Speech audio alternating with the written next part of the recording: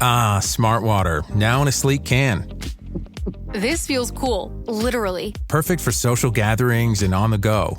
Should I start wearing turtlenecks? One sip at a time, friend. Smart Water cans, for those with a taste for taste.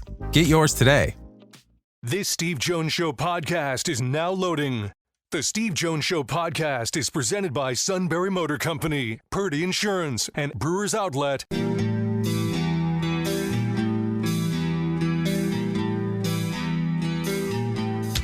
Bringing you an in-depth look at Penn State sports and more. This is the Steve Jones Show on News Radio 1070 WKOK. The Steve Jones Show is presented by Sunbury Motor Company, Purdy Insurance, and Brewers Outlet. Now from the Sunbury Motors studio, here's Steve Jones. This half hour being brought to you by our great friends at Sunbury Motors, 4th Street in Sunbury. Sunbury Motors Kia, routes 11 and 15 in Hummels Wharf, and online at sunburymotors.com. Ford, Kia, Hyundai, the best in new inventory with great warranties and safety features. Great pre-owned inventory with the Sunbury Motors guarantee. They go over every vehicle with a fine-tooth comb. And the service department, whether it's quick lane inspections, routine, difficult, they handle it all at Sunbury Motors, 4th Street in Sunbury. Sunbury Motors Kia, routes 11 and 15 in Hummels Wharf, and online at sunburymotors.com. Well, Ray Didinger, there's never an offseason, it seems, in the NFL. In some ways, it's a little bit more exciting than maybe some of the weeks in between. First of all, welcome. It is always a pleasure to have you back. Always nice to be back with you, Steve. All right, so the Eagles offseason, how would you evaluate the comings and goings and the subtleties with which they have crafted the current roster? Well, there were, as you would expect, significant losses in the offseason with free agency. I mean, they've lost, Brandon Graham retired, which I think everybody kind of knew that was coming.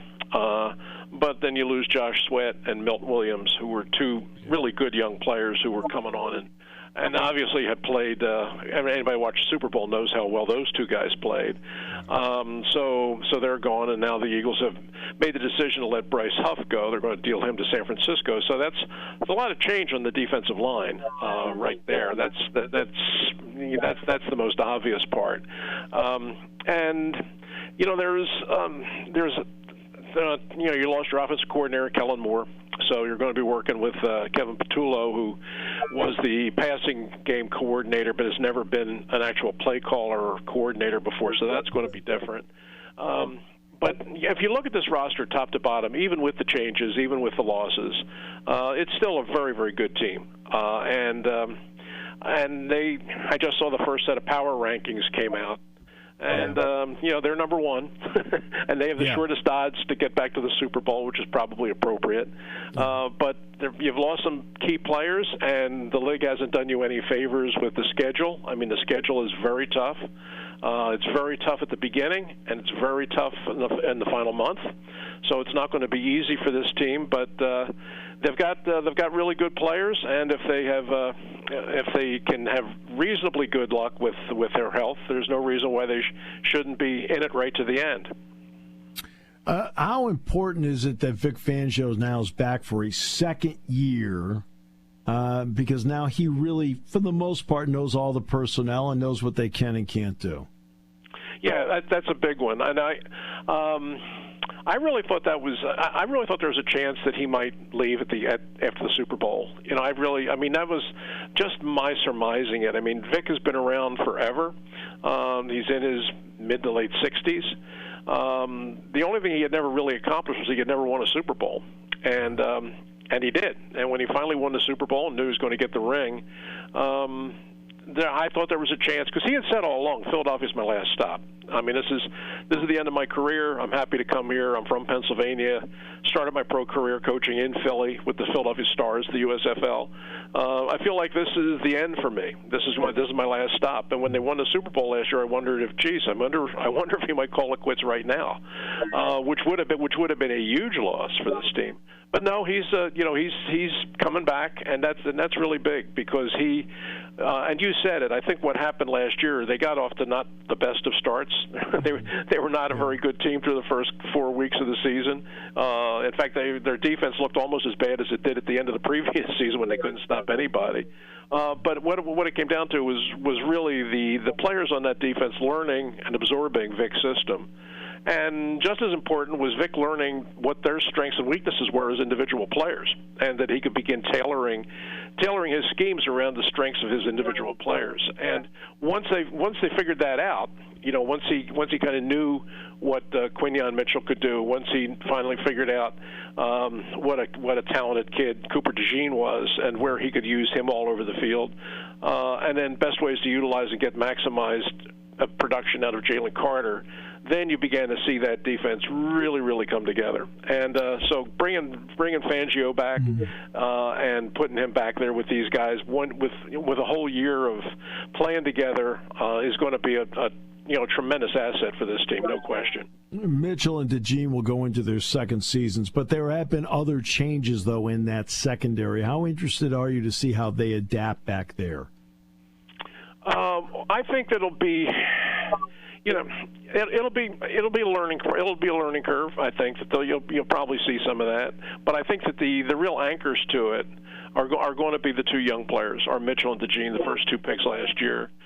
They are really good. I mean, I really thought they were going to be good players. I mean, I was amazed. I'm still amazed when I look back and I think that Quinyon Mitchell was the 22nd pick in the draft. I mean, I thought coming out in last year's draft, I had him projected as like a top 12 pick, and he was my number one cornerback, and I thought that was the Eagles' number one need, and I thought, boy, it would really be, that if I'm the Eagles, he's my target, but I'm certainly not going to get him at 22. I mean, if I really want him, because I think he is that good, you're probably going to have to work out some kind of a trade and get up somewhere into the 10 to 15 bracket to get them. And they got real lucky. I mean, because all the other teams were making runs at quarterbacks and receivers, so all of a sudden some really good defensive players fell. And Quinyon Mitchell fell right in their lap at 22. Right. And then in the second round, Howie did some very, very slick maneuvering, which he's good at, and he traded up in the second round twice to get in a position where he could get DeJean, who really was a first-round talent. And so to grab those two guys 1-2 was a coup for this team. And then as the season went along and you got into the second half of the year, you began to see really how good they were. Mitchell is now, to me, I think he's one of the best corners in the league right now, one of the best young corners in the league. And no DeJean, last year when they began playing him in the slot, he was really, really good. And there's some talk now, I mean, in minicamp right now, I mean, you look out there and they've got DeJean playing some outside corner now. I mean, he's still running in the slot, and I think probably when it's all said and done, that's where he'll be. But I mean, they're giving him some snaps on the far outside, and I'll tell you, he looks right at home out there. What a talented kid he is. In the draft, I liked how they drafted. I mean, look, they're not picking in the top 10 for good reason. They're the best. Right. But they did move up one spot to get Jahad Campbell. What was Howie's thought process of just going up the one spot? Because I didn't think that was a guy Kansas City was going to take. Was there a worry somebody else wanted him? Just the possibility that somebody could. I think that's, when Howie was asked about that was kind of what he said. And they did the same thing with Carter last year. I mean, or 2 years ago. They moved up one spot. And it's one of those things when you see a player who's there and you know what kind of grade he's got on most boards, and all of a sudden he's there, and you want to get him, and you're two picks away. And you look at the team ahead of you and you say, I don't think they're going to draft there, but somebody else might. So you can't, you can really get have that bite you in the butt there. Where you say, well, they're going to pass on him, they're going to take a receiver or whatever, and then somebody swoops in and makes a trade and you lose them. They didn't let that happen with Carter because they felt like they absolutely wanted Carter, so they made the move up to 9 and got him, and obviously a great move on their part. He's become a tremendous player. But this was a similar kind of thing. They were very, very surprised, and frankly, I was surprised too that Campbell was still there in the 30s. I mean, I had him as I think I had him like number 14 overall in this draft. Mm-hmm. So to see him drop down and be available at that point, the Eagles were delighted, and yeah, he was their target for sure. But they figured, look, let's not. Kansas City probably won't take him, but somebody else. That's not to say somebody else won't just trade for that spot and take him. So, let's just for the modest price that it would be, let's just go up and make sure we get the player we want to get. And they bring Campbell in now. Now the only question is really, okay, how does Vic use him? Will he be an off-the-ball linebacker, which I think he certainly can be, and he demonstrated that he could be when he was playing at Alabama, or since you have what's kind of an immediate need as edge rusher, will you be lining him up and letting him play as an edge rusher? The fact is, I think he can do both, and knowing the way Vic is and the way he utilizes versatile players, I think he's probably going to play both. And I think he's going to be a guy that's going to be on the field right from week one, and I think he's going to be a really good player. A couple non-Eagles subjects here. One is Frank Ragnow, who announced his retirement at the age of 29.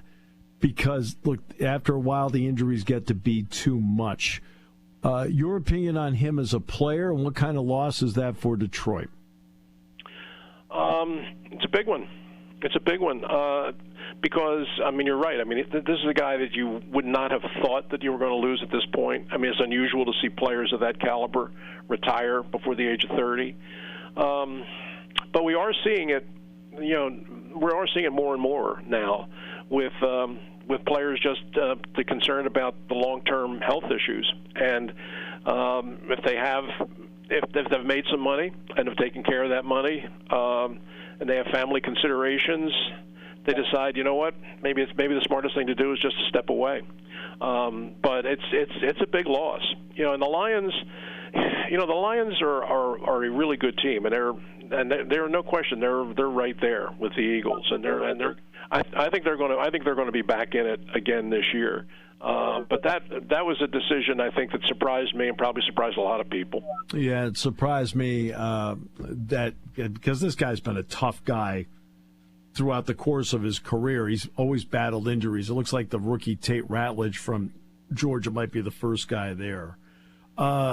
So then there's the Aaron Rodgers saga. Nothing like an Aaron Rodgers offseason, is there? Your thoughts on him, because people are wondering if he does end up in Pittsburgh. Yeah, the longer I thought, I kind of thought that was the most logical fit for him, because the Steelers are a good team, and if they can get real high level quarterback play, there's no reason why they can't be a challenger this year. But now, the thing is just going back and forth, and everybody's been waiting for it to happen, and it just hasn't happened. And a lot of it just seems to be, the vessel, sort of this wavering, this waffling on Aaron Rodgers' part, which is fairly typical of him at this point in his career.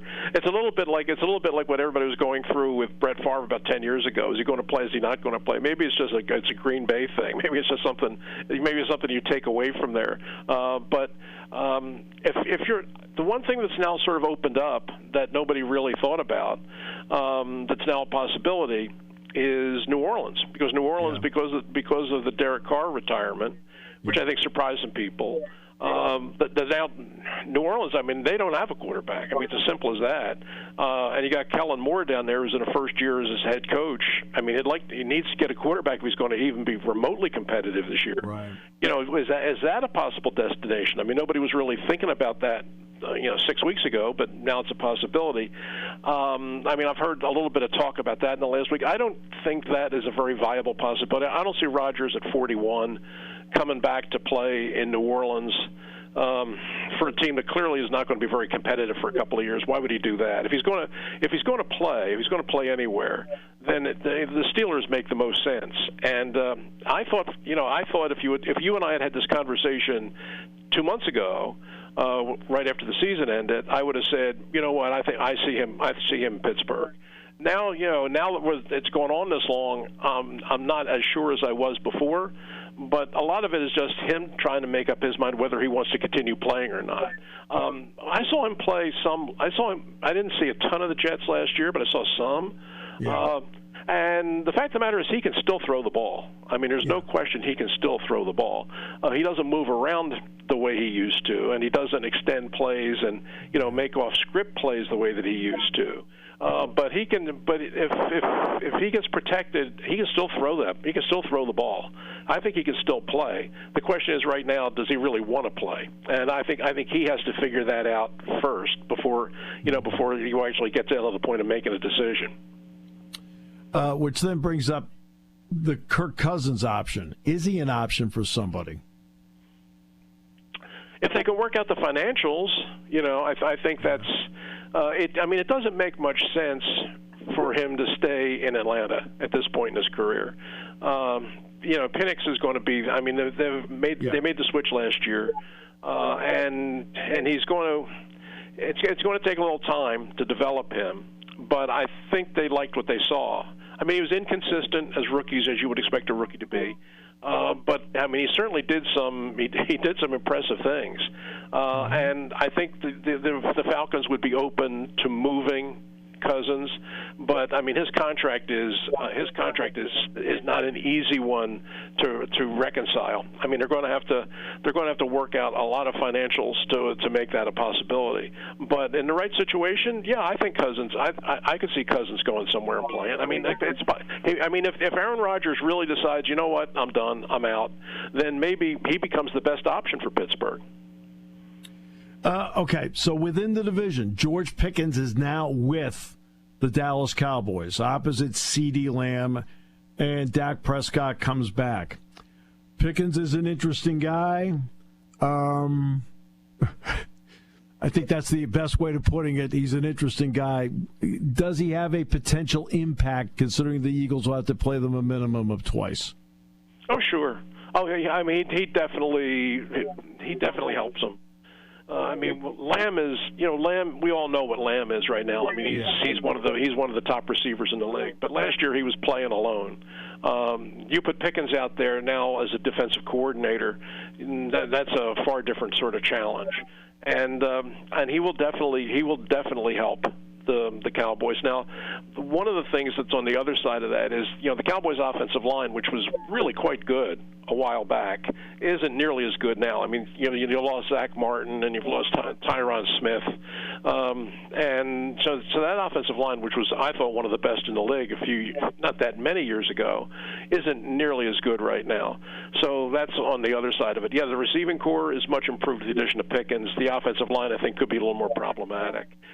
But I think the big challenger for the Eagles in this division this year is going to be Washington. I mean, you saw. I don't think what happened last year with Washington was an accident. I don't either. Yep, I think they're good. I think the quarterback is tremendous, and as long as he's on the field and as long as he's healthy, they're going to be a threat to anybody. So I think that's if you're talking about the biggest challenger in the East, I would say it's Washington again. And, I mean, the Eagles bombed them out in the championship game. There's no question about that. But that team and that coach have really grown a lot in 1 year's time. And I think that was a real step forward for that whole organization to finally just get back on a competitive footing with the top teams. And I think that by the end of the year, they had really come to believe in themselves. And, now they got smacked around in the championship game, but I think they come back this year saying, okay, we're going to show you we were no fluke. We're back to playing real good football in Washington. I think they are, and I think that they're going to be the big challenge for the Eagles. And, the way the schedule breaks down, Steve, I mean, I mentioned at the start. Yeah. The Eagles' schedule, man, I look at it as tough. I mean, they open at home with the Thursday night kickoff game at home against the Cowboys. But then, I mean, those next three games, I mean, you got to go to Kansas City the next week. Then you come home to play a Rams team that almost beat you in the playoffs and now has double revenge going for them because you beat them twice last year. Right. Then the following week after that, then you got to go down and play another one of those hot weather games down in Tampa where the Eagles never seem to play well. And I mean that's three really tough games out of your first four, and then you finish up the year with with at Washington, at Buffalo, and then home with Washington. So you got 2 with Washington, and you know that they're going to be playing for something then. So you got 2 of your last 3 are with Washington, with a trip to Buffalo in between. I mean, that is a really tough schedule. And, they've got the players and they've got the talent to weather it, I suppose, but nobody should underestimate what a challenge it's going to be. One of the things that I look at this Eagles team and the history of this Eagles team. They have never been good the year after a Super Bowl. I mean, if you look at their history, the years after Super Bowls have always been tough years for the Eagles. I mean, the Vermeil team that went Super Bowl 15, they came back the next year and struggled to a 10-6 and were one and done in the playoffs against the Giants. Then you got Andy. Andy goes to the Super Bowl with Donovan and that team. Then the next year they come back, and you have the Terrell Owens meltdown. McNabb gets hurt. The Eagles, they wound up only winning 6 games and missed the playoffs altogether. The Peterson year, when you finally do win it, they come back the next year. They go through the whole Wentz thing. He comes back. They put Foles on the bench. Wentz gets hurt. They limp into the playoffs. They luck into a win down in Chicago, and the ball bounces off the upright. But then they lose the next week in New Orleans. And then they go to the first Super Bowl under Sirianni, and they come back the next year, and they go to 10-1, and then lose 5 out of 6, and they're one and done in the playoffs. So The Eagles have a history now. Every time the year after the Super Bowl has always been a very, very tough year for them. And you look at the schedule this year, and boy, it's challenging. So if Eagles fans here, I mean, yes, they're excited, and yes, they're optimistic, but they're also aware of what this season has been to the Eagles historically, and I think they're prepared for it to be a season. It's not going to be any cakewalk. Well, to say it's always a pleasure would be an understatement. Thank you so much, Ray. I really appreciate you. You're the best. Always a pleasure, Steve. Anytime. Take care now. Bye-bye. The great Hall of Famer, Ray Didinger. Half hour brought to you by our good friends at Sunbury Motors, 4th Street in Sunbury. Sunbury Motors Kia, routes 11 and 15 in Hummel's Wharf on News Radio 1070 WKOK. Party time, game time, or just fun time. Doesn't matter what time it is, because it's Brewers Outlet time. The beverage supermarket has the area's largest beer selection. Imports, microbrews, ciders, and domestics. Pick from over 100 ice-cold 12-packs and dozens of 24-ounce singles. Soda, snacks, hot sauces, fresh roasted peanuts. Make it one-stop party shopping, and don't forget the pickle bar. So whatever you're celebrating or just doing it up, Brewers Outlet, Reagan Street, Sunbury wants to see you. And thank you for your years of patronage.